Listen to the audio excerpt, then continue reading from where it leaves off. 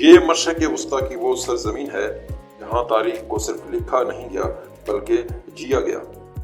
ہاں جی، یہ ایران ہے۔ پول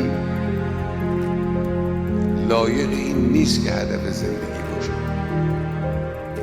مقام و قدرت و موقعیت‌های اجتماعی حقیرتر از اونن که هدف زندگی انسان قرار می‌گیره. هدف زندگی بندگی است، رسیدن به خداست. راهش هم فقط همین. سلم لمن سالمکم و حرب لمن حاربکم الی یوم القیامة. اور یہ کہانی ہے آیت اللہ علی خامنہئی کی، ایک ایسے شخص کی جو ایک طالب علم سے ریاست کا سب سے طاقتور منصب سنبھالنے تک پہنچا۔ سن 1939 مشہد کا شہر، ایک مذہبی گھرانہ، سادگی، کتابیں، خاموشی۔ علی خامنہئی کی پرورش ایسے ماحول میں ہوئی جہاں دین صرف تعلیم نہیں تھا، زندگی تھا۔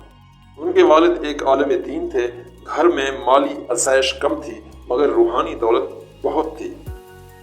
وہ کم عمری میں ہی قرآن، حدیث اور فقہ کی تعلیم میں مشغول ہو گئے، مگر یہ علم محض عبادت کے لیے نہیں تھا، یہ ایک نظریہ بننے والا تھا۔ نوجوان علی خامنہئی شہر قوم پہنچتے ہیں۔ یہاں صرف مذہبی تعلیم نہیں دی جاتی، یہاں سوچ تیار کی جاتی ہے۔ یہ وہی شہر تھا جہاں ایک اور شخصیت انقلاب کی تیاری کر رہی تھی، روح اللہ خمینی۔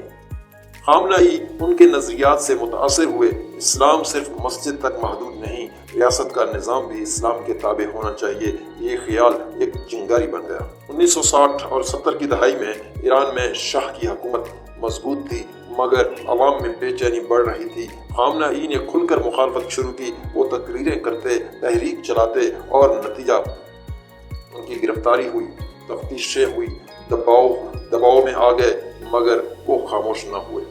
1979 وہ سال جس نے ایران کو بدل دیا۔ شاہ ملک چھوڑ گیا، آیت اللہ خمینی وطن واپس آئے، اسلامی جمہوریہ قائم ہوئی اور خامنہئی اب صرف ایک عالم نہیں رہے، وہ نظام کا حصہ بن گئے۔ جون 1981 میں ایک مسجد میں خطاب، لوگ بیٹھے سن رہے ہیں، اچانک دھماکہ ہوا، آگ، دھواں، چیخیں، یہ ایک قاتلانہ حملہ تھا۔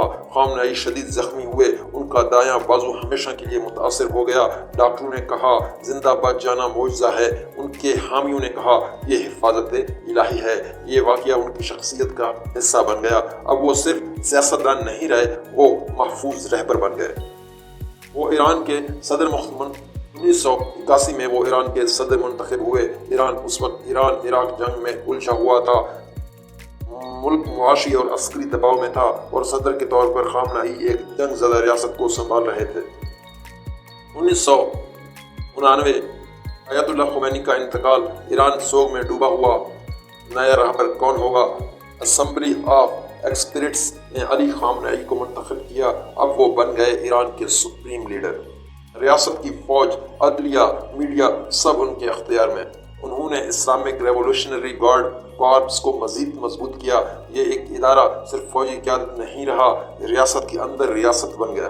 خامنہئی کا موقف واضح تھا، ایران کسی عالمی طاقت کے سامنے نہیں جھکے گا۔ پابندیاں لگیں، معاشی دباؤ بڑھا، جوہری پروگرام عالمی تنازع بنا مگر ان کا بیانیہ ایک ہی رہا، مزاحمت اور مزاحمت۔ 2009 انتخابی نتائج کے بعد گرین موومنٹ، ہزاروں لوگ سڑکوں پر نکل آئے، حکومت نے سختی کی، انٹرنیٹ بند کیا، گرفتاریاں کی، پھر سالوں بعد نئی سماجی تحریکیں، ایران تقسیم نظر آنے لگا، کچھ حامی اور کچھ مخالف۔ ایران کی راتوں میں روشنی بھی ہے، سایہ بھی۔ خامنہئی دہائیوں تک ایران کی سیاست کا محور رہے، ان کے فیصلے صرف ایران تک محدود نہیں تھے، شام، لبنان، عراق، یمن، ہر جگہ ایران کا اثر بڑھا۔ سال گزرتے گئے، عمر بڑھتی گئی لیکن اقتدار قائم رہا۔ ان کی تقاریر میں استقامت کا ذکر، دشمن کا ذکر اور انقلاب کی حفاظت کا عہد۔ آج جب ہم ایران کی جدید تاریخ کو دیکھتے ہیں تو ایک نام بار بار سامنے آتا ہے، آیت اللہ علی خامنہئی۔ وہ ایک طالب علم تھے، پھر انقلابی بنے، پھر صدر، پھر سپریم لیڈر۔ کچھ کے نزدیک وہ مزاحمت کی علامت ہیں، کچھ کے نزدیک سخت گیر حکمران، مگر تاریخ انہیں حقیقت کے طور پر یاد رکھے گی، ایران کی جدید سیاست کا سب سے طاقتور سایہ۔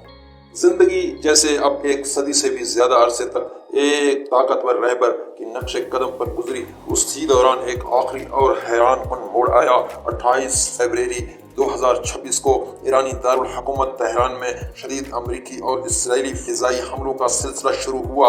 یہ ایک ایسا ظلم، اسی دوران وہ اپنے دفتر میں اپنے فرائض سر انجام دے رہے تھے جب ایک زبردست ٹھوس حملہ ہوا جس میں وہ شہید ہو گئے۔ شہادت کے مناظر جذباتی تھے۔